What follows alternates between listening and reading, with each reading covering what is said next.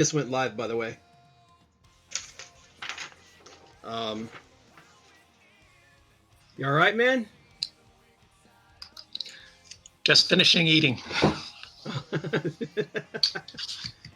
Sorry, man. Well, it wouldn't be one of our streams if we weren't screwing something up. Yeah, it's par for the course. Yeah, but anywho, close some of this crap here. Got a bunch of windows open.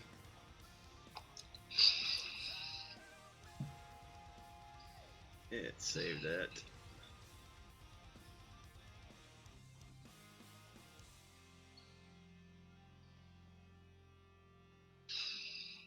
But anyway, welcome everybody. It's been a while.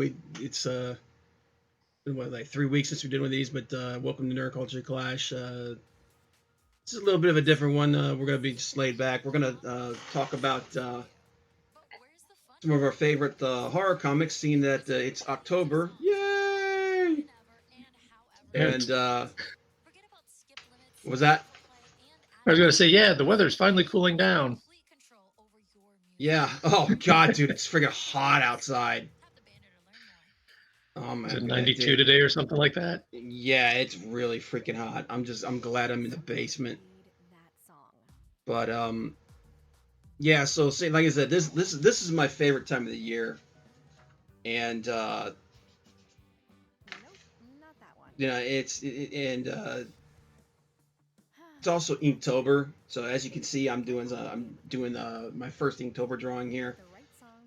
And I'm gonna do while we're talking about our favorite horror comics here. We're just gonna kind of go back and forth and just kind of be chill with it. I'm just gonna give it. I'm gonna tinker around with this a little bit, try and get this thing done, and yeah, it's kind of a little bit of a laid back stream today, I think. Cool.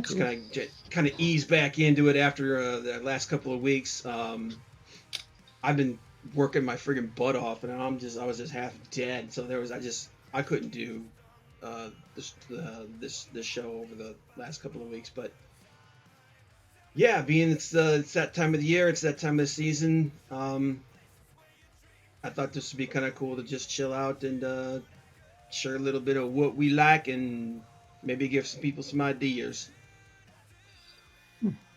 So how's your week, man? My week? Well, my week was okay. It was inventory week for me, so yeah, that was about as fun as it gets. So,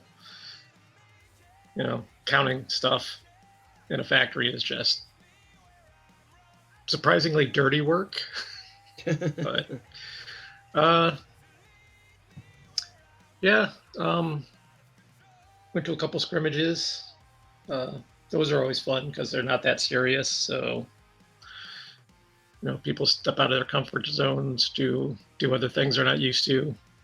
There's one particular skater that every time they make her jam, she just keeps yelling, "I don't know what I'm doing."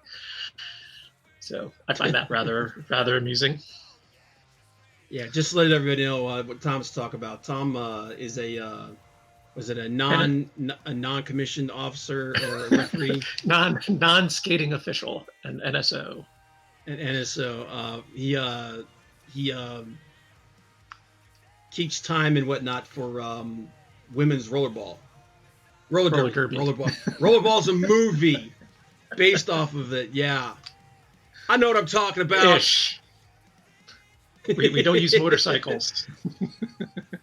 Oh man. Anyway, so when Tom's talking about stuff like that, that's motorcycles. That's what he's talking about.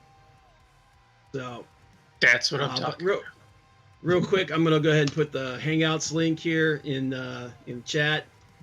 And if anybody wants to come in here and want to come in here and rap with us about what it is we's just talking about, feel free to drop in and share your thoughts on the things that the topic that we're talking about today. So, like I said, it's just going to be kind of a little chill thing. We're just kind of get back into it.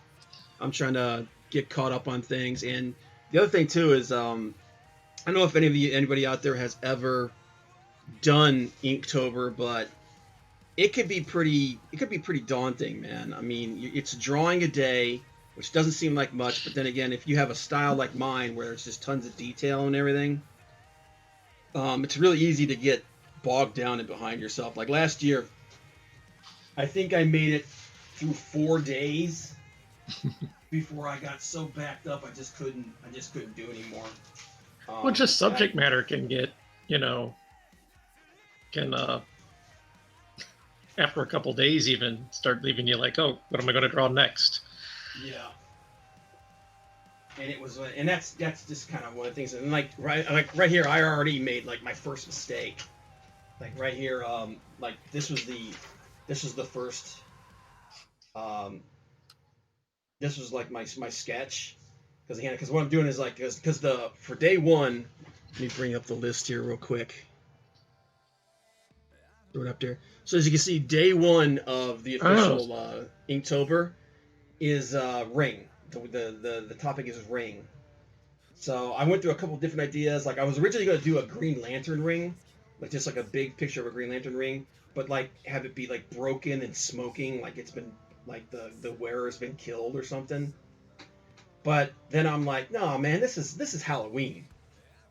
Like this is like this is supposed to be, this is Halloween. So the subject matter should be something Halloweenish, at least in my personal opinion. So I went with like a witch hand, and I'm going to like put some ratty cloth and stuff wrapped around this hand there thing, and just holding a magic ring. I mean, kind of like the One Ring or something like that. But cool. But unfortunately, as you can see here, I misgauged the size, so it's cutting off the paper a little bit. Yeah. So what I did is I light boxed it, and I put it on a bigger piece of Bristol board, and I moved it down so that I could get the whole freaking thing in there. So now I just gotta go through. I gotta clean this up and then start putting some detail and stuff in, and hopefully I'll be able to keep up this year. I grabbed a couple of pieces of things to kind of give me an idea of what I'm looking for. Like, oh, yeah, you can't see it because it's being covered up. Hang on. There you go. Like, I downloaded some like pictures and everything to give me an idea, a little bit of reference or something. But yeah, I think it could be cool. And then over here, this is my character in the D&D game that I'll be playing in after this stream is done. I getting this thing slowly. Man, I have started and restarted this freaking thing like 4 times, and I'm like, I'm doing this. I know how you're supposed to draw things, like I know how to draw, but this is one of those things where I keep changing my mind in between. So I'm actually like, instead of getting it all sketched out and done, I'm doing pieces here and here and here and here and here and here and here, and I'm doing the finishes and stuff, and it's like I'm doing this thing bass backwards. Complete, and like all of this should be sketched in. The face should be sketched out and everything. I just got like the barest lines in there right now, but I'm putting finishes and stuff in all over the place, and it's like I'm hamstringing myself like from the get go. So it's like, but it's just one of those things where it's like I'm so sick of looking at it, because like I said, I've restarted it like 4 times. But hopefully I get this stupid thing done, get it done and out, and get it off my table, because. But I'm gonna use Inktober to kind of break it up and make things a little better. But like I said, it is October. It is the beginning of the Halloween season, and this is my favorite. I mean, I'm pretty sure Tom's agreeing with me on this. This is my favorite friggin' holiday. This is my favorite time of the year. Oh yeah, Halloween is definitely my favorite holiday. And it's like the weather starts getting a little cooler, and you're able to wear like all your cool stuff, your cool jackets and everything, and you can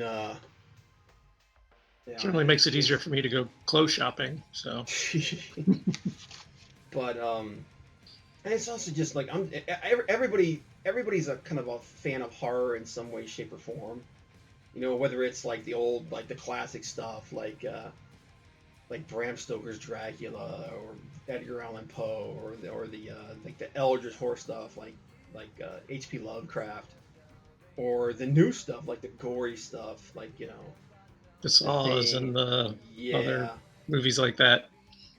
but as far as comics are concerned, there have been some really really good horror comics over the years, and a few of them, and like I'm gonna talk about a few of them. There's a lot of them actually, but and the ones that I'm talking about today these are like my personal favorites. Like that, by no means am I saying that they're the best, but they're the ones that I really liked and that I just really kind of gravitated towards, and I thought were a lot of fun.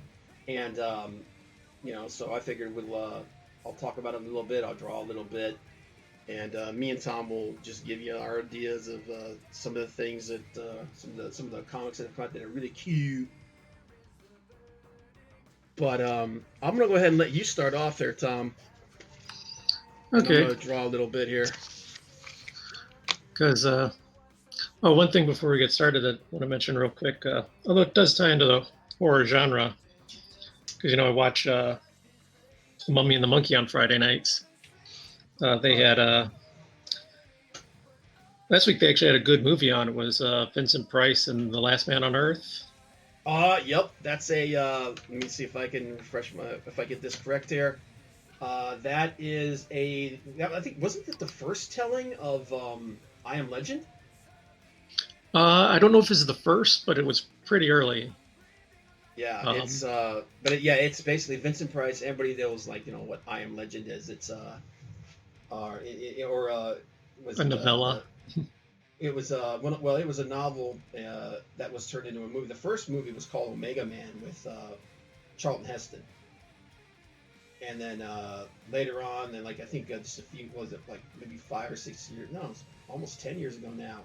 They did a remake of it with Will Smith. Will Smith. Yeah. But Because this one was from '68, I think. It's black and white, isn't it? Yeah, it's black and white.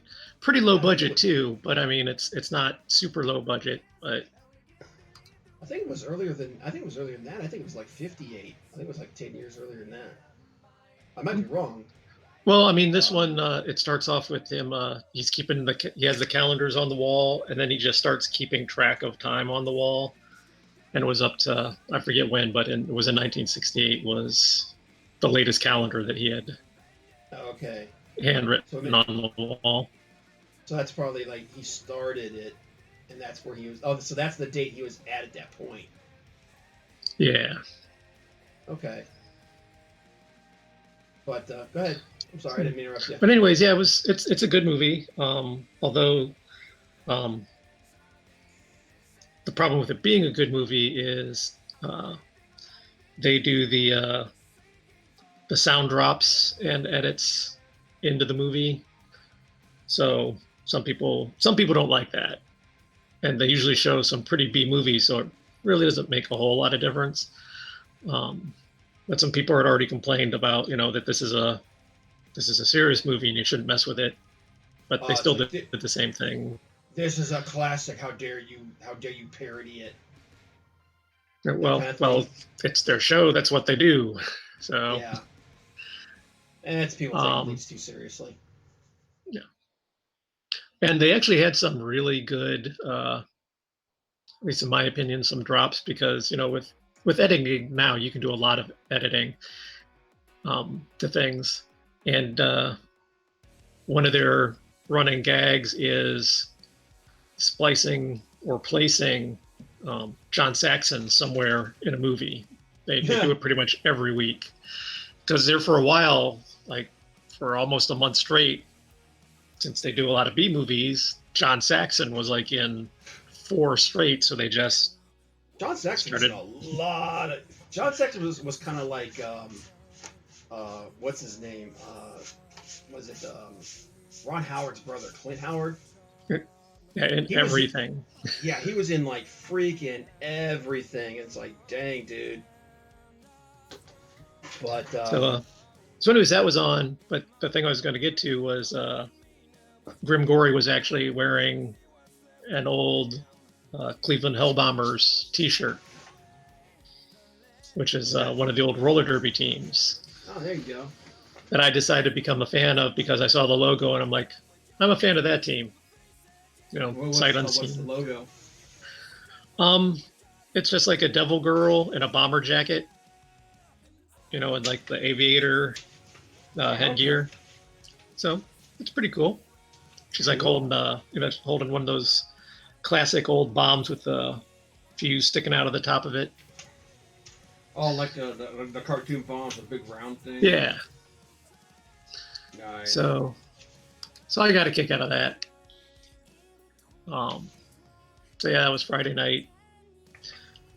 But when you sent me the thing today about subject for tonight about horror comics, I started thinking about it. I'm like, yeah, horror comics are cool. And then I'm like trying to think, because there's some things that I don't know if I necessarily classify as horror comics that are like monstrous. I wouldn't necessarily classify that as horror, but there are horrific things in it. There are like horror elements in it. Yeah, like all the Elder Gods are Cthulhu-ish kind of worm eyeball monster things. And, like the first issue, somebody kills themselves by bashing their head into a wall or to the jail cell grating, just busts his own head open. So it is fairly gory. I think the last issue, Master Ren ripped out a dude's throat, just bit it and tore it. Like, ooh. Hey, what's up, Evan? Gruesome there. Appreciate you being here, man. Yeah, we're just talking. It's that time of the year, man. We're just talking some horror comics, and I'm trying to do my piece for.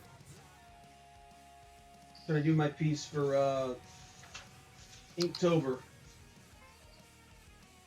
But Tom's in the middle of getting ready to talk about his first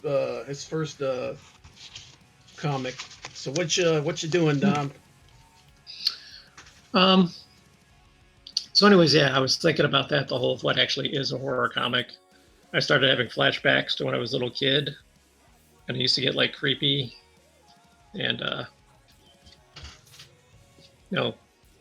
and I'm going to blank on the other name.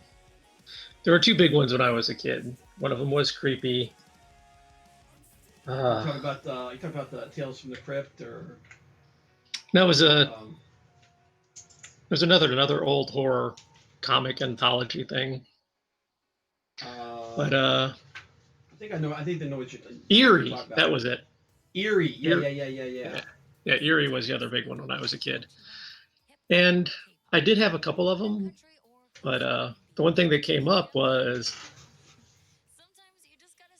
they were all pretty short, or usually pretty short stories. Each issue would have a couple of them in it, kind of Tales from the Crypt or Night Gallery-esque sort of just little horror stories, just a couple pages sometimes. Yeah. And there's one that I've always remembered. And it's about a guy that was like getting ready to go to work, and he goes to kiss his wife goodbye, and she's like, you haven't shaved, go shaved. And the point of the story is she keeps sending him back to go shave, and he keeps shaving, and it finally starts tearing his face up. And the more he goes back to shave and the more his face gets torn up, the more bitchier she gets about, you need to go shave. That's not good enough. So he goes back into the bathroom and literally like just cuts his face off, and then comes back out and is like, where's my goodbye kiss, kind of thing. And it's stuck with me for 45 years. Like, I'm waiting for you to tell me, like, she goes, nah, that's right. And you turn there and like her face is all tore up and everything. I'm like, God dang, man. Yeah, that would have been a classic Eerie. Well, he also had like the razor in his hand and was coming at her, so I guess the assumption could be that he cut her face off too. That would certainly go along in the story arc. So, I mean, that's just one that for whatever reason, that one story out of the different comics and even just the different stories in that one, will have always just kind of just been there. Yeah, just stayed with me. So, as far as like newer ones, like I said, I really do like Monstrous, which once again I wouldn't exactly classify as horror, but that's kind of like dark fantasy. Yeah, that'd be a much better description for it. But but you're right though, man. Like there are some moments in that, but which by the way, the artwork for that series is really good. Yeah, it's I really like the art from that series. But there are some moments like it's got some very Lovecraftian elements in it. Yeah. She's got a monster that lives inside of her. Yeah. And it makes no qualms about the fact that it's evil. And the funny thing is, it's really not that evil compared to other stuff that's in the story. Well, yeah, that whole book is kind of one of those things where it's like there's evil and then there's evil. And it's kind of like the small evil versus the big evil. Mm-hmm. So, Monstrous is a pretty interesting book. Because, Zin is the name of the god thing that lives in her. And, there are times when he's just like, I'm hungry, let's go eat something. Or she knows what he means by that. She's like, no, we're not eating. He's like, yeah, stop me. Yeah, so, or there's the little fox kid. Yeah, the little fox girl. And the little fox, and the thing's like she's like, are you gonna eat me? And he goes, no, I'm not hungry right now. Evan says, what makes more sense, Culttober or Raventober? Oh my God, you guys with your Pulp Fire and Raven. You know what? It's Halloween, man, and Halloween is witches and goblins and all that kind of stuff. So I'm saying Culttober, baby. Go dark. Go dark, man. But like the storyline for Monstrous is pretty interesting too. And then, like you said, there's a lot of, I don't know, I wouldn't classify it as horror. But like I said, I would say it was more like dark fantasy. But yeah, I dig it, man. Like you turned me on to that one. Mm-hmm. And that was a good pick. That was a good find. But I'll go ahead. I'll go ahead. I say, yeah, it won a bunch of awards this year, or at the end of last year, or whatever. So yeah, it's good. I really enjoy it. Yeah, check it out, guys. Monstrous. I believe it's through Image Comics, correct? Yeah, I'm pretty sure it's Image. Yeah. But why don't I have anything here with me? Oh, there it is. I do have some Monstrous, and yeah, it is Image. All right. All right, so I'll go ahead and throw one out here now. Joshua's going with Raventober. Guess what the prompts are each day. I'm gonna guess something to do with I don't know, Raven from Teen Titans. I'm just reaching here. It's Raven. I'm surprised. I'm surprised that Pope hasn't come out with the Cult of Pope Fire. Okay, all right. So the first one I'm going to throw out is, well, actually, I'm going to do kind of a twofer because both of these they kind of lead into each other. They're kind of based off of each other. But I'm going with Afterlife with Archie and The Chilling Adventures of Sabrina. This was the series that was done about 10 years ago now. And really? Yeah, it's been a while, dude. But full disclosure, they are both incomplete.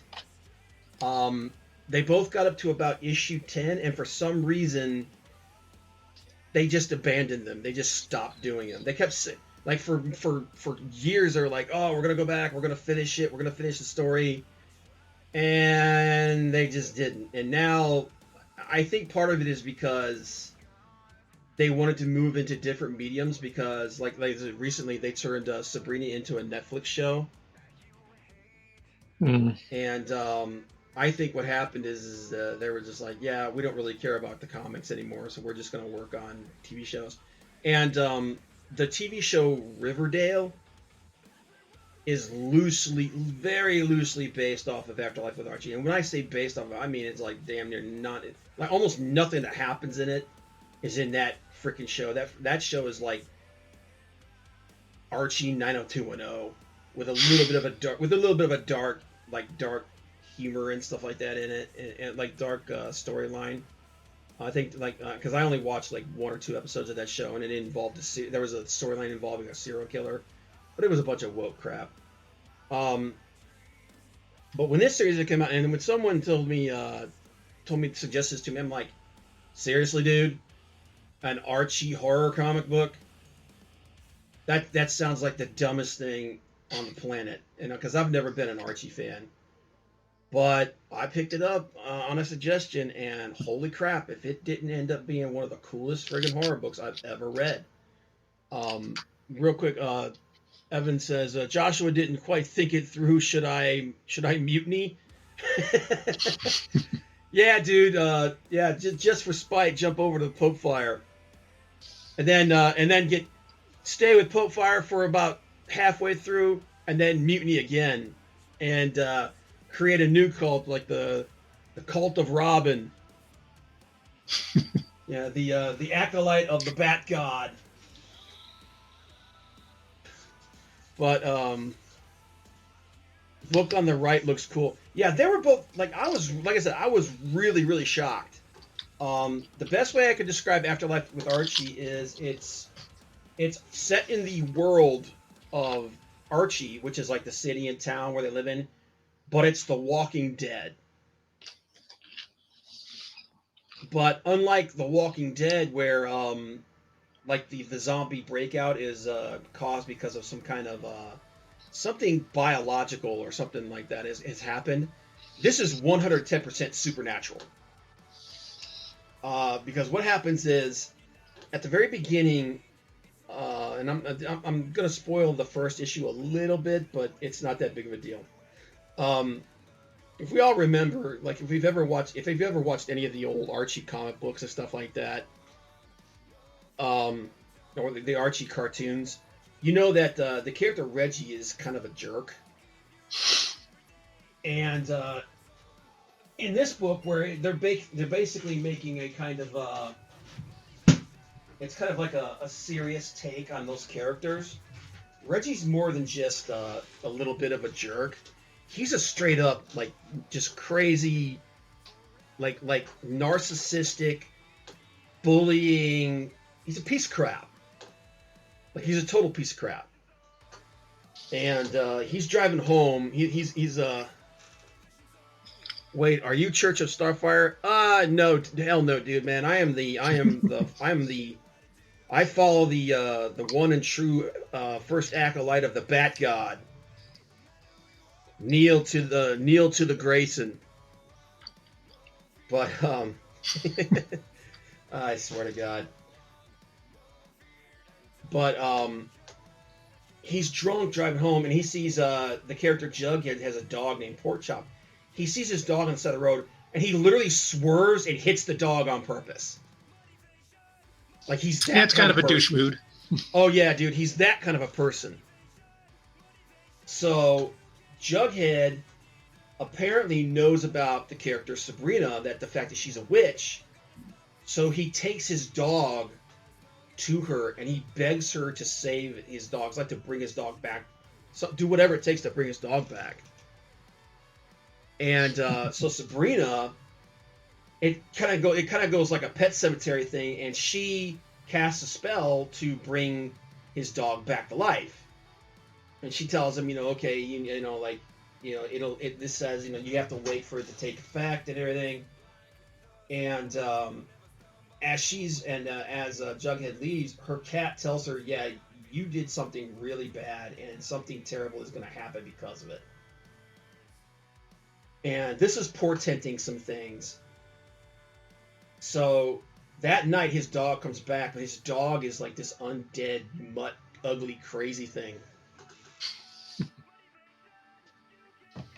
And it basically, that's how the zombie apocalypse starts.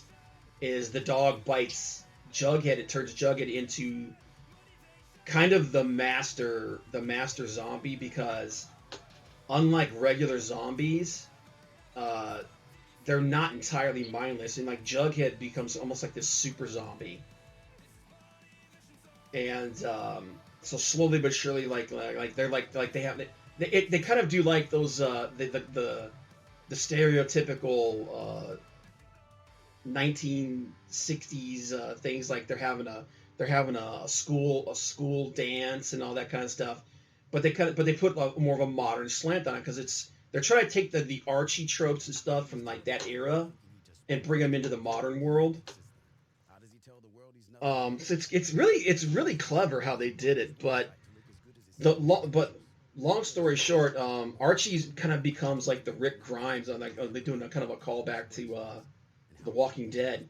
He kind of becomes the Rick Grimes character, and Jughead is this monster that's hunting him. And it sounds stupid, okay? Like, full disclosure, it sounds stupid, but it's actually really cool. Evan said, "I should have pinged you for the for the hashtag DickFire video." I'll have to check. Was this something that you did, Evan? Where's this one of Pope's thing? Pope Fire's things. But yeah, and it ends up like this whole thing is like the machinations of basically Cthulhu. Like, if this is part of like the destruction of bringing the end of the world. Um, It's all because of Jughead. well, no, it's all because of like Cthulhu. You know, it's Well, I this mean, through eldritch. Jughead. So Yeah, through Jughead, yeah. But like Sabrina, like with the price that she ends up paying is like her aunts, who not like in the shows, they're like these nice doting people and all that stuff, that they're beyond evil in the comics and stuff. Like, they are witches. They are pure blood witches, man. They are evil beyond evil. And they basically sacrifice her to Cthulhu. She becomes the bride of Cthulhu. And later on, she shows back up, having been like completely altered and changed by Cthulhu. And it's really freaking, and like they go dark with this series, man. I mean, they go super dark. But unfortunately, you're gonna get kind of boo ball, because, like I say, they don't finish the story, which is the only thing about this. That's the only part of this that I can't like. The only thing that makes me kind of say I can't really recommend this completely, because you're gonna be like, wait, what? That's it? This is as far as it goes? I want more. Oh yeah, dude. And people were so upset when they said they weren't gonna finish it. They're like, really? You're just gonna leave us like this? But and then Sabrina, Evan, I made it for this COR YouTube channel. Okay, I'll have to check it out, man. Um, but and unfortunately, Sabrina is the same way. They took the story, although the story kind of, it gets to a point where it's a little less held up, but there's a big story element that's left hanging that they were going to finish, and they don't finish it. But Sabrina takes place. It's not the same universe, but it's the same tone. And if you've seen the Netflix show, which is a woke piece of crap, some of the elements from this series are in that, but in the comic series, she is way darker. Like she's not a good person. Um, she's better than most of the other people. especially her aunts. Like they like her. It's like her aunts make no bones about it. They are Satanists. They worship Satan, and they don't have a problem with using their magic to just mess everybody up. But Sabrina herself is she's kind of this. She's kind of selfish, and she's kind of she. It's really dark. And again, there's some very Cthulhu-esque, well, actually less Cthulhu-esque and more classic, satanic stuff. But again, surprisingly enough, this it works as a story. It actually works, and I was really shocked. So yeah, if you can find, I think you can get them on Comixology. But yeah, I And mean, if you can get they them, offer them again every once in a while in previews. I've seen both of those covers more than once. So yeah. Which I wish that they would take a little bit of time and just come back and just do like either one or two issues to tie everything up, or do like a graphic novel, just like a real quick one shot, and finish that story up, because I think it was really cool. Excuse me. Okay, you got another one? yeah, got a couple more. Okay, hit me. Another one. Uh, this is a newer one. This is from Antarctic Press, and it also has the "it's not finished yet" thing, but it's called Teether. Teether? And Teether. And Interesting. if you just see the cover, because the cover is kind of like the Sabrina one you got there, but with a lot more teeth. Wow, it's called Um, Teether, right? yeah. Well, then the teeth make sense. But I read the first couple issues of it, but then they didn't come out for a while, and I think they're coming out with a trade paperback, so I'll finally get the whole story. But basically, it's one of those things where it starts off. It's another disturbing thing about it is it's about kids. They're all about maybe 12-ish, I would guess, 11 or 12 in the story. So we're talking fairly young kids then. Yeah, these are fairly young kids, and they're in school, and there's this group of them that are all kind of like trying to keep their cool, but they're freaking out because they went into the woods last night and one of their friends didn't come back with them. And so they're all kind of, you know, oh, what the hell? And then she shows up, and it's the kind of thing they want to ask her what happened. And the story kind of pieces itself together. Was they basically went out in the woods. My memory's going to fail me here, but they were going into the woods to either, you know, one of them found a book with satanic verse or something in it. So they're like, oh, yeah, it's cool. Let's go out and do this thing. And I can't remember if there's actually something in the woods or if they summoned something, but they all booked it when it showed up, except for the one girl that got left behind. Then she shows up school the next day and she's actually possessed by this thing, which is just a bunch of teeth. And so, like, one by one, as she gets the other kids alone, she just sprouts all these teeth and shreds them. Oh, she's killing them all. Yeah, she's killing them all. But then again, it's not really her because, after they're dead, she's like standing there half covered in blood, like kind of like, oh crap, what happened? So, it's possession. Yeah. But the artwork in it is really gritty and really kind of, it's good. I really like the artwork in it. That's one of the reasons I got it.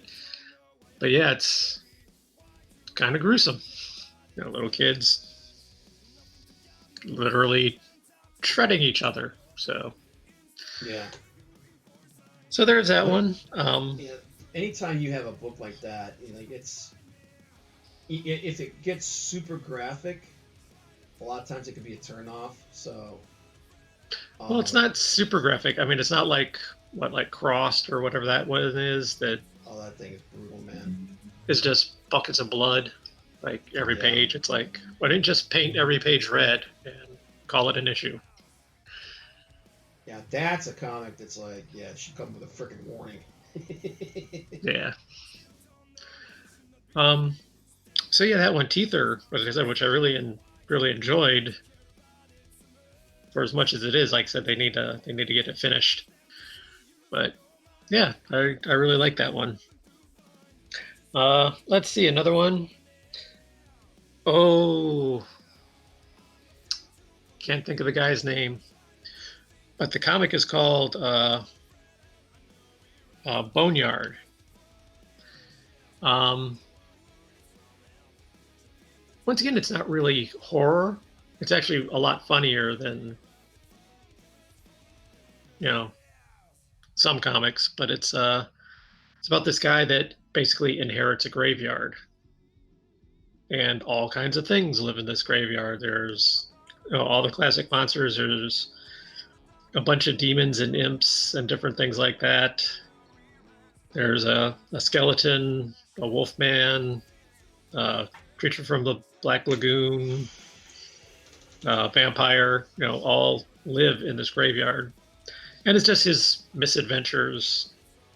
so, is it, First, so is it like their landlord? kinda, yeah, because I forget what exact function he fulfills per se, but he is basically their landlord because he inherited the graveyard from like a great uncle or great grandfather or something. But one of the little imp demon things is always trying to come up with some scheme or invention to conquer the world. And he's also a Star Trek fan. So he's got a Okay, so real this, thing for what was that? I said, okay, so this is like it's like 100% like a dark comedy. Yeah, it's a dark comedy. The vampire is a girl, and he and her start having a relationship. And of course, since everything else is supernatural and he's just a guy, he always has a real inferiority complex about everything. Because he's always trying to impress her. How can you impress a 3,000-year-old vampire that once dated Julius Caesar? How can you measure up to that? So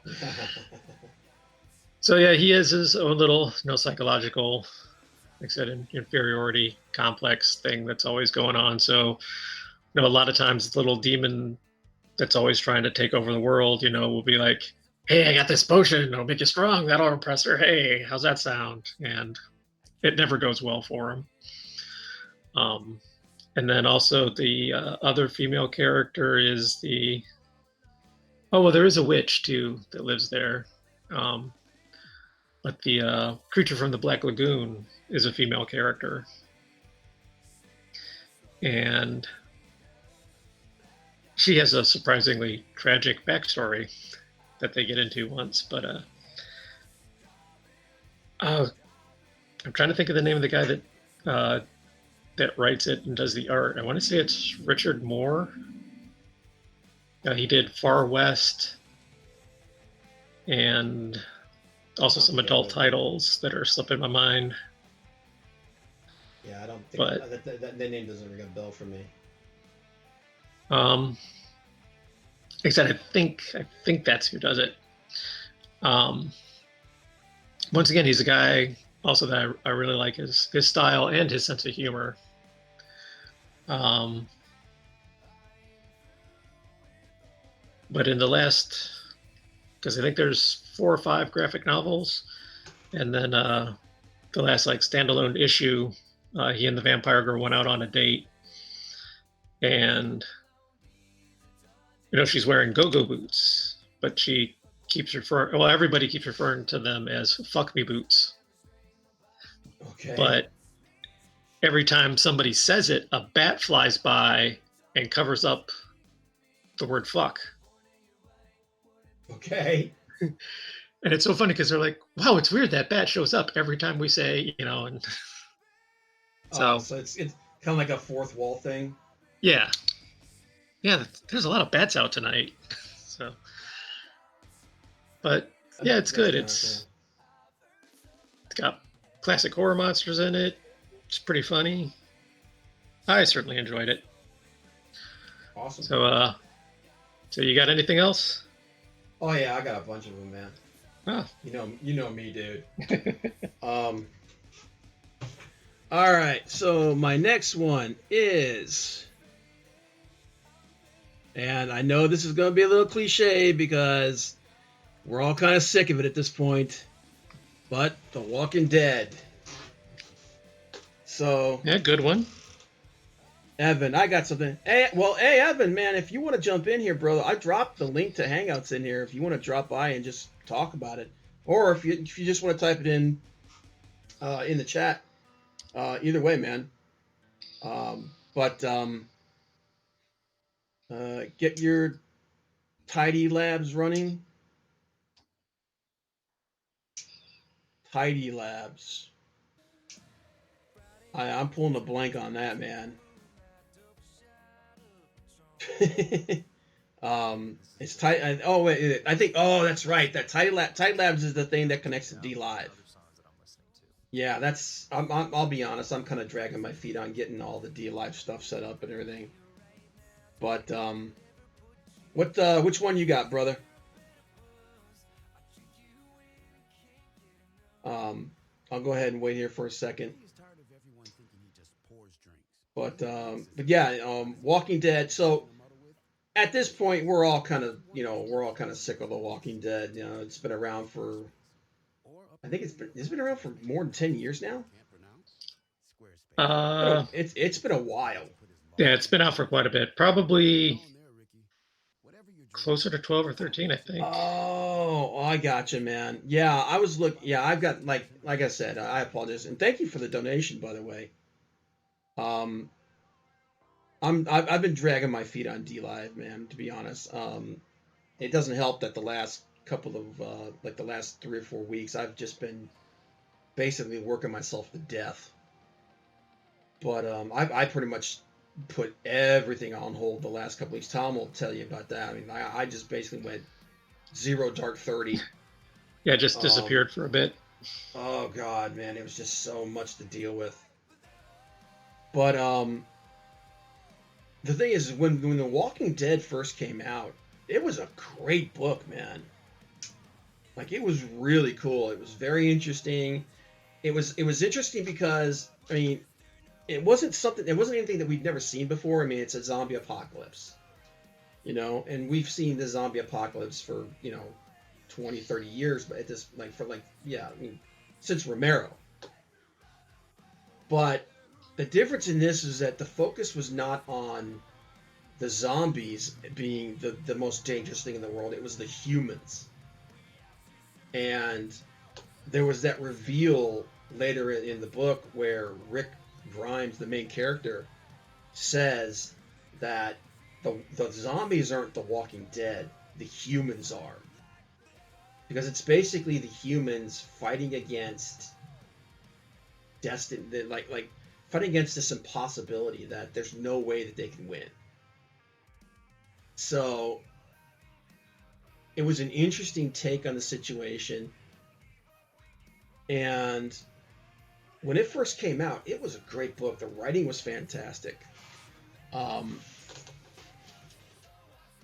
what's his name? The guy who writes it, Robert Kirkman, he did a great job, and like I said, eventually it got kind of old and it got kind of cliche, and the TV show came out and it became this big cultural phenomenon. And it's just like anything else. People got sick of it. People got tired of it. But I can't deny that when it first came out, I loved the freaking hell out of this book, man. I really did, because it was also one of those books where even the hero was not perfect. He screwed up. He did bad things. It was a true examination of what a zombie apocalypse would probably be. And it had, and you can't deny the impact it had. The impact it had was massive. But yeah, and like I said, I don't really even need to go into like the specifics of what the book is. It's been around for so long. It's been so ingrained in our pop culture. Pretty much everybody knows what it is. You know what I mean? Even if It's you didn't watch it. ubiquitous. Yeah, I mean, even if you didn't watch it, like, oh yeah, Walking Dead. Everybody knows about that. So, but yeah, there's that's one that I watched. That one I watched. One that I read, and another one that I read. Let me kill that. Was the original Swamp Thing. Oh. Dude, and this is, I'm talking the original Swamp Thing. I'm talking when Bernie Wrightson was the artist on it.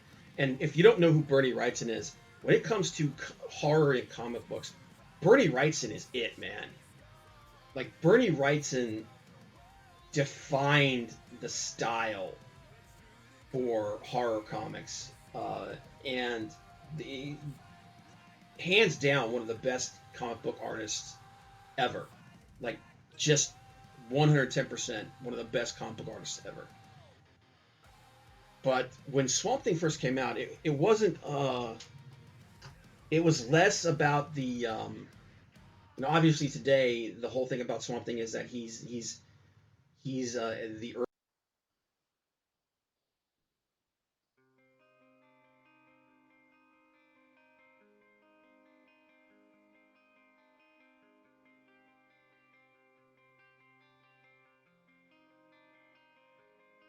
Hello? Rob, are you there?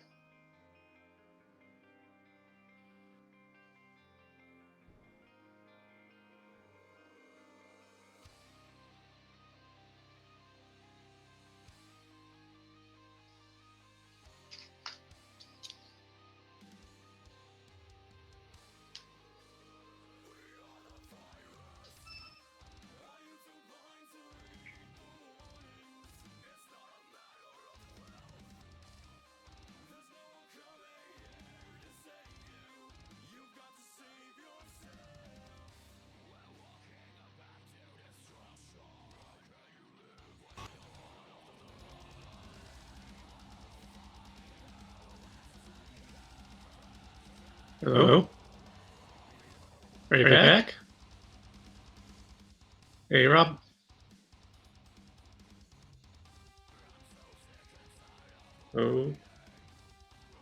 Okay. I guess we at least kind of lost Rob. I don't know if we're still broadcasting or not, so I guess I'll keep talking till I know he came back. Um, by the way, it is. Oh, I just had it. Yes, Richard Moore. Richard Moore did Boneyard. In case anybody was wondering. Just looking at some covers here from it. I have to go back and read that again. That was pretty entertaining. Anyway, the next one I was going to talk about was one called Call of Cthulhu, which is about a person who is, I guess, technically Cthulhu's. Can you hear me, guys? Oh, there he is. He's back. Yeah. Sorry, guys. I pump all of the. God dang it. You're gonna have to let me know when I cut out there, man, because I kept talking. I didn't realize it happened. I pump all my audio through Voicemeeter, and it's been acting up a little bit lately, and every once in a while it'll just crash out. But okay. Where did I lose you guys at? You had just started talking about Swamp Thing. I mean, literally just started. You said it was. Okay. You're maybe like 2 sentences in. Okay, so all right. Jeez, it's always something, man. Yeah. Anyway, like I said, when Swamp Thing first came out, it was a pure horror book.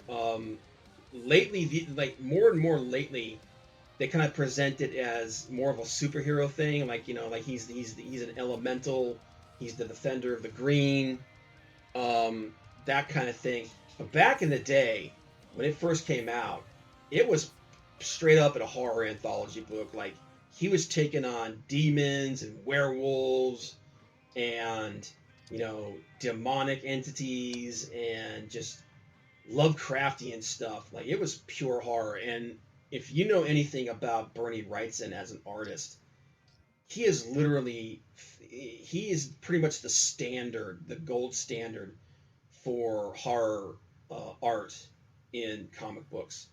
Um, he's done he's done untold numbers of issues of Tales from the Crypt, and for instance, remember that the movie Heavy Metal, the sequence Yeah. with the zombies on the plane. Yeah. That's based on Wrightson's stuff. So Wrightson is, and if you really want to see like the absolute apex of his art, as far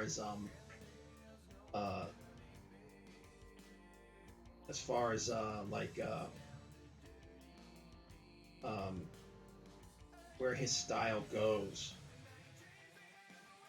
um, check out. He did a series on Frankenstein, and that Frankenstein series was one of the best things. It was one of the most beautiful books you're ever gonna read, man. It's the line work in it. It's the kind of line work where you're like, dear sweet God, how did you ever finish this? That would take me years to do. It's there's no spotted blacks, and by spotted blacks I mean like areas of black where you just shaded in like a whole block of it. Um, it's all done with cross hatching. Like Mm. it's basically built up. It's like a little bit like this way, and then some of it goes this way, and then there's another layer that goes that way, and it's just the artwork is amazing. So, and like I said, he kind of set the tone for what Swamp Thing would be, and Swamp Thing would kind of stay in that kind of format for a very very long time. And but yeah, it was just one of those books. It's so iconic. So yeah, Swamp Thing. Check out the early runs of it, and in fact, recently the new Hulk, the Incredible Hulk book, the Immortal Hulk. The guy who's doing that book, he kind of actually said that that book is like kind of like a love letter to people like Wrightson, because that book is they've basically taken that book and made it very similar in tone to the horror stuff that they did with Swamp Thing back in the day, and they've kind of turned that book into kind of a horror book as well. So it's very cool. I can see a lot of parallels in it. But yeah, if you get the chance, like I think you can find they got some anthologies of it. It's definitely worth picking up and taking a look. But yeah, Swamp Thing is it's pretty much horror. It's pretty much comic book horror royalty. You got any more? Yeah, I got. Well, I started it since you cut out, Oh but yeah. yeah, I'll finish it up. Like I said, this girl is like the great grandniece of Cthulhu. What's Don't the book ask. called? Calla Cthulhu, Calla Cthulhu. Um, let's see. It's a gonna look real quick, see if I can see who did it. Maybe if I blow up the cover here. Um, anyways, oh, I should know this, damn it. It's by Evan Dorkin, Sarah Dreyer, Eric Homston, Marco A. Gonzalez and Bill Mudron. Hopefully I pronounced some of them right, but yeah, I mean, I love Evan Dorkin and Sarah Dreyer. They do great stuff. I was gonna say, all right, I have no idea who any of those people are. Evan Dorkin, he was a major writer and person behind the Space Ghost Coast to Coast. Also did Milk and Cheese.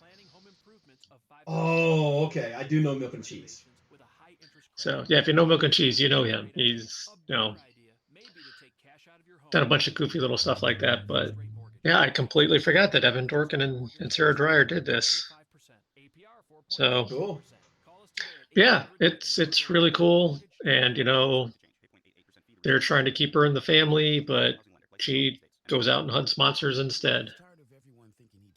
So she kind of like goes out and hunts her own family. Distant relatives, I would guess. So, and then she meets up with these other people that originally trying to kill her because, of course, she's the heir apparent to the whole end of the world thing.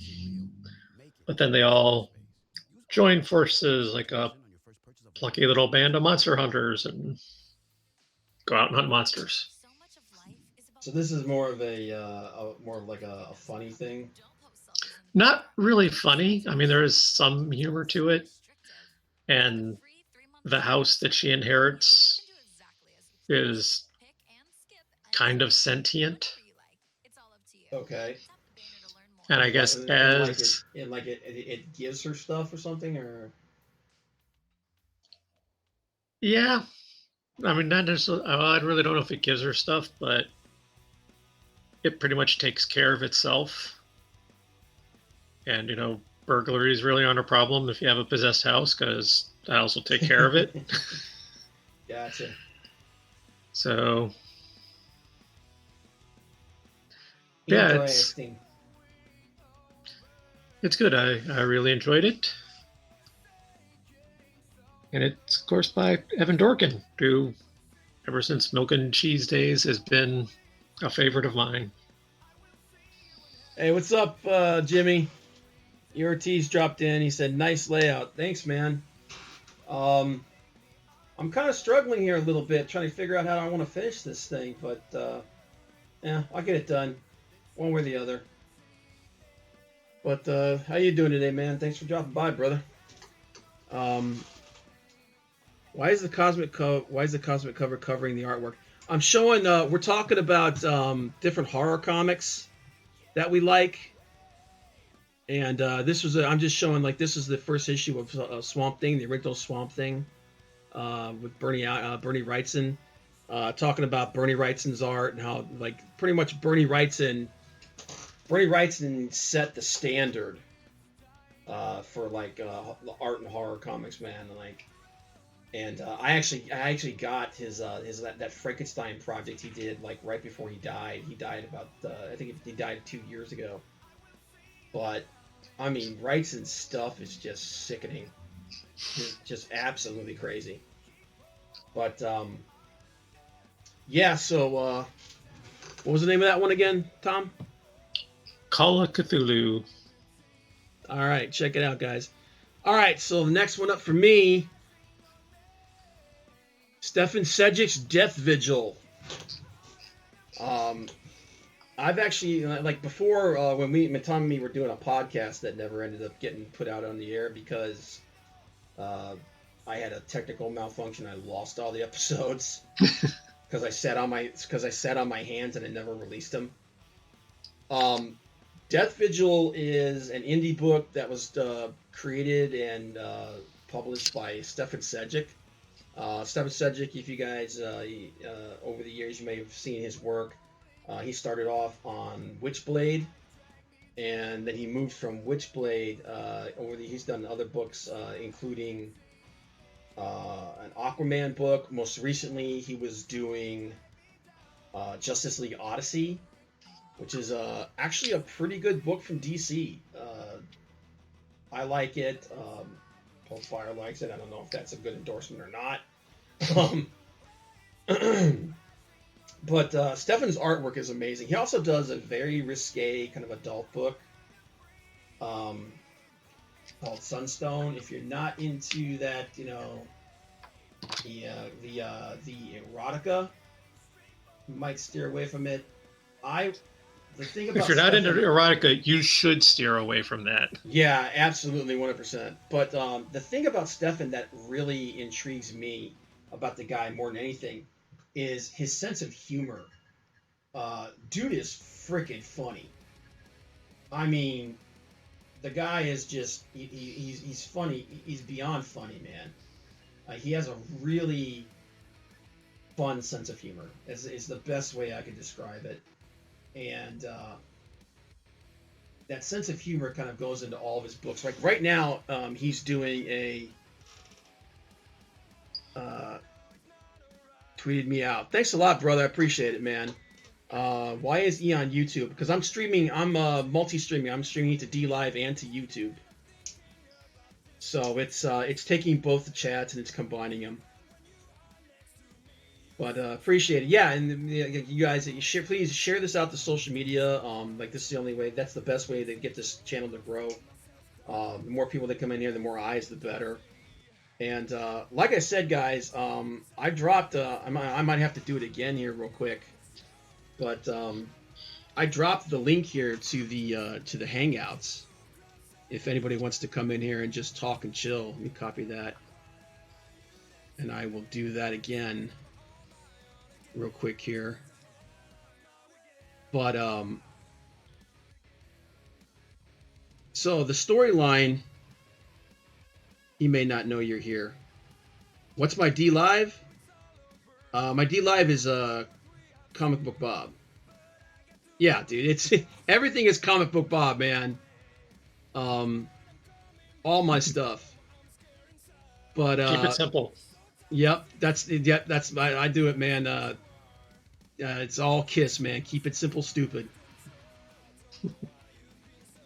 But yeah, getting back to what we were talking about. So the whole idea behind the story of Death Vigil. Let me paste that Hangouts in there. The whole story behind Death Vigil is it starts off with this young girl. She goes on a date with this guy. Everything seems cool, and then he literally murders her. And it turns out that he's sacrificing her to some kind of like a Cthulhu-esque eldritch god demon thing. Jay Weekend, sorry. No, it's cool. It's cool, brother. But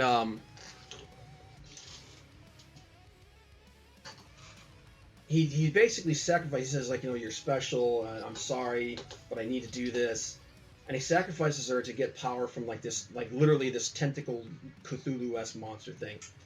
And then this guy shows up. The dude with the white hair that you see in this picture here, the guy in the middle, who's getting hugged by the chick in the black with the white hair. And this dude is a Reaper. And he literally works for the physical embodiment of the Grim Reaper. And he gets into a big fight with that guy and everything. Well, this girl, while she like literally her ghost is sitting here watching this whole thing, panicking like crazy. And then this woman at the top there that you see, she shows up, and she's this really beautiful white-haired woman in this black robe, and she's got a side. She's basically death. And she tells her, "Hey, look, I'm really sorry that this happened to you, but you're dead. Just to let you know, though, I have a way to kind of bring you back, but you have to agree to it and all this stuff." So this girl is just literally like getting bombarded with all this crazy stuff. So she agrees to it. She's like, "Yes, please, I don't want to die." So she makes her go through this transformation, and everybody who goes through this transformation, when she brings them, quote unquote, brings them back, she doesn't really bring them back. She becomes a Reaper. And what happens is the memory of yourself that you see before you die, your body and your clothing, everything take on that representation. Tis I, E. Ortiz, test two. What's up, brother? Um, so the way she looks and like the clothes she's wearing, it's this look that she had in like the late '90s, where she was kind of going through like this phase. The thing is she's stuck like that. It's like she's like, really, like I have to look like this for the rest of my life, for the rest of eternity. So, but That's the price you pay.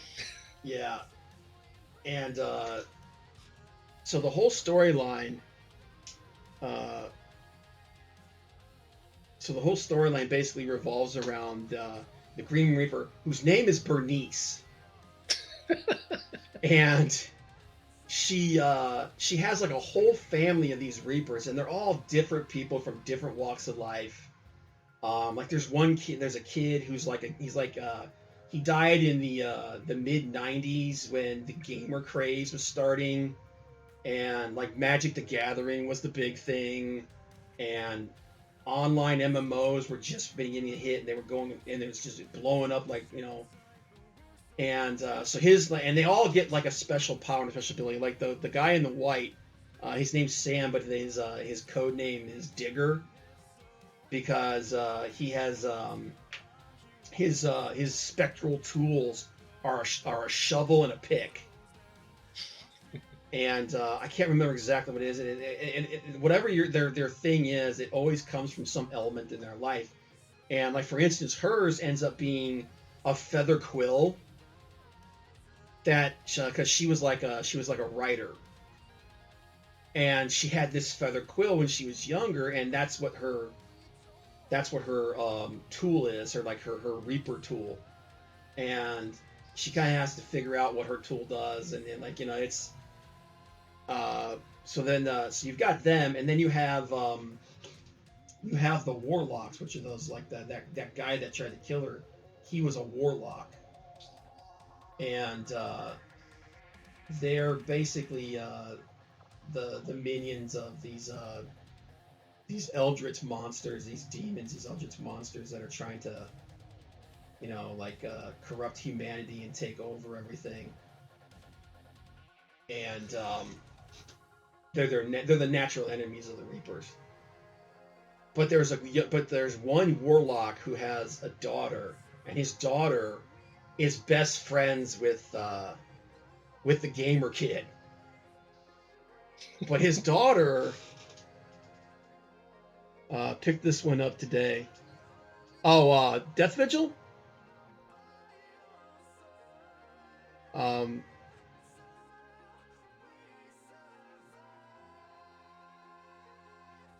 oh, is that? Oh, you're talking about the emote. All right, I don't have any of those emotes and stuff. But yeah, they're best friends, and she looks like a 13-year-old girl, but she's actually like a 10,000-year-old Cthulhu-esque monster that is contained in the body. Like, it's still the girl, but she's also the monster at the same time. And her father, who's the warlock who did this to save her life, he and Bernice absolutely hate each other, but they kind of have to kind of deal with it and work together because they both love the kids. So it's a really crazy story, dude. But it's an interesting story. It's got a great sense of humor. Like I said, the dude's sense of humor is fantastic. I have to And check this out. yeah, and the artwork is amazing. The artwork is fantastic. It's Oh top yeah, I love his notch. stuff. Yeah, like if you go like his is on DeviantArt and Twitch and Twitter and all that. His handle is Nibazel. Don't ask me to spell it because I can't remember. But he has, like, he'll do these little. Yeah, I don't do horror. He does other stuff too, man. Like, it's horror, but it's not like.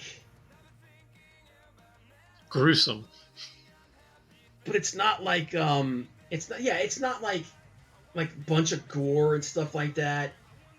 And like I said, it's got this mix of humor to it, and I would almost say it was more like it's kind of almost in the vein of like we were talking about Monstrous, where it's like dark fantasy.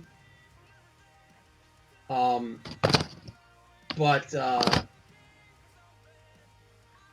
again with um,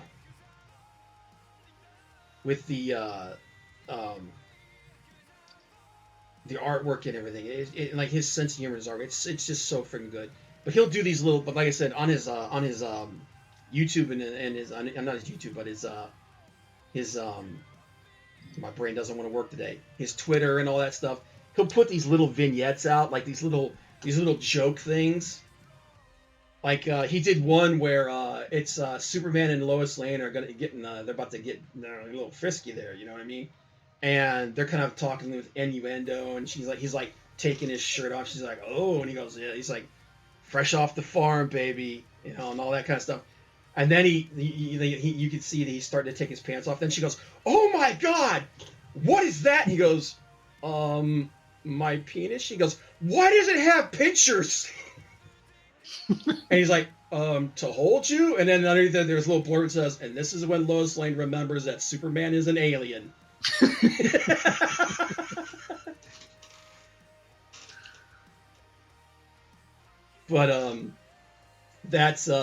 But that's the kind of humor that he has. The dude is awesome, man. But yeah, if you find this one, you could probably get this one. He's actually getting ready to do the second series of this. Oh. But yeah, Death Vigil is definitely one I would put up there. So we got any more of them, Tom? I got one more because we're a little over an hour now, and I know you got to get to your game. So yeah. But I got one more, and that is Rachel Rising by Terry Moore. I knew that was coming, brother. Well, any comic book that starts off with somebody digging their way out of a shallow grave with a rope around their neck, it's got to make a horror list. Yep. And now, it's a good one too. You and I both read this one. I really like this one. And the thing that just tears me up about it is it was really good, but then around issue 30, Terry Moore was just kind of like, yeah, this isn't selling as well as I wanted it to, so we're just going to wrap it up. Yeah. And yeah, just kind of did the whole Game of Thrones season 8 thing there at the end. Just kind of. And this is how this happened. Bang. Yeah, I mean, it could have gone to like 200 issues, and which I think was the original idea, that this thing was going to go for a while. Well, then now he's doing the whole thing where all the worlds are mixed together. So technically, it's still going through the New Strangers in Paradise, whatever that one's called. Which I'm just sorry, Terry. I love your stuff, but you should have stuck with this. Yeah. And kept your stories separate. But now he just has one universe now, and everything is in it. His sci-fi stuff, his supernatural stuff, his just regular story stuff, his dream-esque stuff. It's all just one story now, and I'm like, I just can't get into that. Sorry, but Rachel Rising, except for the part that it like came to a screeching halt, he did end it. End it, but also left it open. It is a really good story. And I love his artwork. His artwork is fantastic. Oh yeah, well yeah, dude, he's one of the old school, man. He's been around for a while. And he also does have a really great sense of humor. This is not at all funny, but it has its moments. Yeah, it's got some pretty good moments of dark humor. Oh yeah, some pretty good dark humor and just some straight up darkness. Like when the one guy gets killed by the wolves, and I forget which one of the witch women is like telling the wolf, "Yeah, don't eat his liver. That's bad. Everything else is yours." Yeah.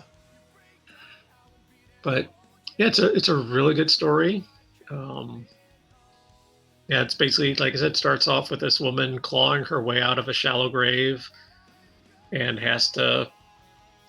it comes to her pretty quick who she is, but it's more the how she got there that, is the thing that she wants to figure out, and why she isn't dead. And this really won't spoil anything much, but she isn't dead ish, I guess, is kind of What what was that? comes out. Because she What was can't, that you said? she isn't dead, kind of. Yeah, she's dead-ish. Not even ish, just, I get, well, yeah, it's weird. She's Read she's it. kind she's kind of dead-ish. Yeah, she's kind of deadish, you could say, I guess. But yeah, it's a good You gotta story. you gotta read it to understand. It's Yeah, I wish you would have continued it, because it was going places. It was really looking good. I was really loving it. Uh, but yeah, it just kind of ended. And he did start to get a little silly with it once he knew he was going to be ending it. But I still recommend it. It's still good. I'm yeah, I'm just a little salty about the end, but everything else about it was fantastic. yeah. Real quick, just jump back in the chat here. They're talking about different trades. Um, yeah, I've been reading Savage Avengers too, Jimmy, and it's not bad. It did have that one scene with Frank Castle where they kind of retcon like that moment with his wife. I'm not really big a fan of that, but other than that, it's been a pretty interesting book. Um, and here's the thing: everything that Marvel and DC does is not crap. They put out good books. Every once in a while. For instance, Batman White Knight. White Knight and Curse of the White Knight. Those are both really good. But yeah, it's I especially kind of like the way that Conan and Wolverine are kind of relating to each other because that's pretty interesting. But yeah, check it out, Rachel Rising. That was a good one. All right, I got one more here, guys, and this is an OG book, Evil Ernie. Yeah, we're going straight to the '90s here, baby. um, So, if you were a comic book collector in the 90s, you know who Evil Ernie is. Evil Ernie was the character that kickstarted the Chaos universe that consisted of Ernie, Lady Death, Purgatory, Chastity, Cremator. I mean, the list goes on and on and on and on and on and on. But this was one of those books that it was just like take an Ozzy Osbourne video from the 80s and throw in the zombie apocalypse and dial it up to 11, man, and that's what you get with this book. um, Basic story for the book is there's a kid named Ernest Fairchild, and he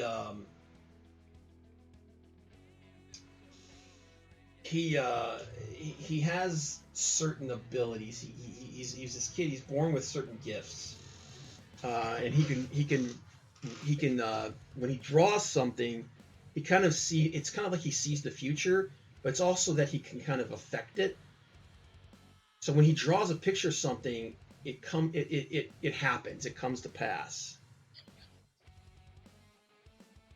and his parents see this and realize it, and they treat him. They think he's a freak.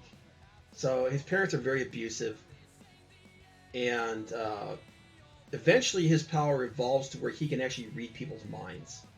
And he realizes he reads the minds of the people that live around him and everything. He realizes that they know he's being physically abused by his parents, but they don't say anything because his parents own the local sawmill, and they're afraid of losing their jobs and whether, or they just flat out don't care. Um, So his parents approached this one doctor named Dr. Price with the potential of curing their son, and he puts him in this machine. And what this machine does is it's supposed to kind of put him into like a dream state and allow them to kind of work on controlling his quote unquote psychoses. But because of his ability, what it does is it actually allows him to pierce into another dimension. And he actually goes to this place called the Eternal Graveyard, and it's there where he meets Lady Death. And Lady Death is this like we're talking serious '90s bad girl. We're talking super buxom, big hair, big '90s, '80s, '90s hair, scantily clad. I mean, it's everything that the comic Skunk Girl is based off of. It is the like Lady Death was one of the original '90s bad girls. So she makes a relationship with him, and she tells him that he's a special boy, and that he needs to bring about. She realizes that he's a psychotic. He's borderline psychotic, and she basically pushes him over the edge. And she tells him, if you want us to be together, you and me, and my special boy, you need to bring about Megadeth because that's until all the living things on Earth are dead. I can't walk the Earth. She has a curse put on her. So after this, Ernie's entire reason for existing is to bring about Megadeth so he can bring Lady Death back to Earth. So he's kind of like a mini Thanos. Yeah, actually, that's actually not a bad analogy. He's in love with death. At first, it's more of a motherly thing, but as he gets older, it straight up becomes a sexual thing. Like he's in love with her, and so fast forward to the future, he's become a serial killer. He murders his mother and his father, and Dr. Price is disgraced because they blame him putting him in the machine on that. And a woman, another doctor, who takes over the project that he was part of, she claims that she can cure Fairchild and make him, normal forever. Of course, when she tries to do this, because of interference by Lady Death and because of Ernie's own power, it backfires and it kills him. Like he literally, it literally, all this energy just explodes. It blows like his midsection out. But what this does is it releases this necro energy from Lady Death. He comes back as an undead monster, which is what you see. He comes back looking like what you see right there. And when he does this, his power changes so that anybody that he kills, anybody that's dead, that dies, he can bring them back as minions, as these undead minions. He calls them dead ones with a Z. And he becomes this engine of death and destruction that they use to bring about Megadeth. And this is the book that launched the entire series. Now, at the end of the original book, he kills it's in this town, and he kills probably a few hundred people. He's murdering his way through the town, and they actually manage to kill him. And the reason why they kill him is that button he has is it's like an avatar. It connects him to her, to Lady Death. So they manage to sever it from him, and when that happens, he becomes vulnerable, and they're able to kill him. So, and then eventually, after that series, he gets resurrected, and it's just crazy balls. Like I said, it's pure '90s, man. It's '90s balls to the wall insanity.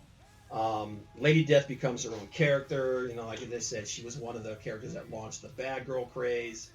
Pablo Romero and Slick Jimmy, and Good Dog Press. They all know who Lady Death is. This is one of the characters that kind of launched, like I said, the bad girl craze. but it was an interest. Like I said, it was. I'm not saying it's the best book. It was a lot of fun. It's pure '80s crazy nonsense. Like I said, it's if you don't mind horror books and you also don't mind books with a little bit of like dark humor in them, and you want to see some hot babes, then Evil Ernie is a book for you, man. It's a good way to put it. Yep, pretty much. But yep, I think that's what we got. See what we got here going on here. But yeah, that's all the books I got. You got anything else, man? No, I'm good. Okay. Well, it's 7:30. I'm gonna go ahead and end it here. To everybody that stopped in and said hi, I appreciate it. Evan, Jimmy, I appreciate it, guys. Maybe Jimmy, if you're running tonight, I might stop in there. I don't know if you're streaming tonight or not, but I do have to get ready to leave here and get ready for Dungeons and Dragons. If you guys are interested in checking that out, go to Chester Bubsy's channel on YouTube. You're not running tonight, Jimmy? I remember you saying something about that, but yeah, I'm. Next time you run, I think whatever day that is, I'll try to stop in there. Maybe we'll do a game stream or something in between now and then. Do some more World of Warcraft. But all right, guys, I'm gonna go ahead and stop it here. I appreciate everybody being here today. Yeah, thanks everybody for stopping out. We really appreciate it. And as always, you can check us right here every Tuesday. Unless my work schedule decides to shoot me in the head. Most Tuesdays. Oh, you're playing. Jimmy's playing right now. He's listening to us in the background. But yeah, most Tuesdays you can catch us here. If you do like what you saw, guys, please hit like and subscribe. Do share the channel out and leave a comment below. It's all greatly appreciated, and it definitely helps us. Grow the channel and improve. But till next week, I'm Comic Book Bob. And I'm Tom. And we will see you guys later next week. Take care.